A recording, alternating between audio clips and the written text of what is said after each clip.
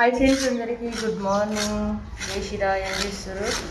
నేనైతే లేచిన మా చెట్టుకి అయితే బీరకాయలు అయితే పెంచుకొచ్చిన ఫ్రెండ్స్. బీరకాయలు కట్ చేసి కర్రీ అయితే చేయాలి. స్కూల్కి అయితే లేట్ అవుతుంది. ఎందుకంటే ఫ్రెండ్స్, అసలుకి అప్పుడే తెంచుకొచ్చిన ఏ కూరగాయ అయినా సరే అప్పటికప్పుడు వండుకొని తింటే అసలు ఆ టేస్టే వేరు నిజంగా.